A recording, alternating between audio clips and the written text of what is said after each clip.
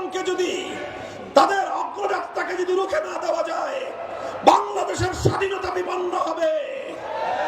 জাতি ধর্ম নির্বিশেষে বাংলাদেশের সাম্প্রদায়িক সম্প্রীতির যে স্থিতিশীল পরিবেশ, এই পরিবেশকে ওরা জাহান্নামের আগুন দিয়ে জ্বালিয়ে পুড়িয়ে ছারখার করবে। আমরা অবাক বিস্ময়ে তাকিয়ে আছি বাংলাদেশের বিচার ব্যবস্থার দিকে, সর্বোচ্চ আদালতের দিকে। এখনো ইসকনকে নিষিদ্ধ করা হয় নাই।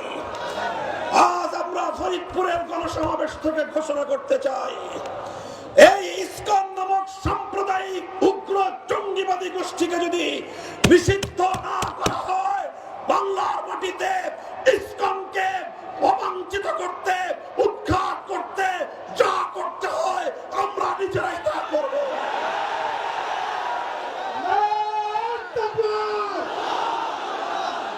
আমরা পরিষ্কার ভাষায় বলি, সংখ্যালঘু হিন্দু ধর্মাবলম্বী যারা সম্প্রীতিতে বিশ্বাসী, আপনারা নিজ নিজ জায়গায় শান্তিপ্রিয় ভাবে থাকুন।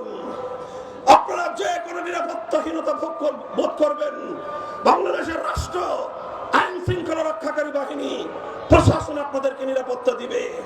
যদি সেক্ষেত্রে নিরাপত্তা ব্যবস্থার কোন অপ্রতুলতা আপনারা যদি অনুভব করেন, পার্শ্ববর্তী ওলামায়ে কেরাম, মসজিদের ইমাম সাহেবান, মাদ্রাসার হুজুররা, হেফাজতে ইসলাম বাংলাদেশ, বাংলাদেশ খেলাফত মজলিস সহ ইসলামী জনতার কাছে আপনারা শুধুমাত্র একটু সংবাদ দিবেন, দেখবেন এদেশের সম্প্রীতি রক্ষা করবার জন্য, জনগণের জান মাল ইজ্জত আবরুর নিরাপত্তা নিশ্চিত করার জন্য যে কোনো ত্যাগ স্বীকার করতে আমরা প্রস্তুত থাকবো।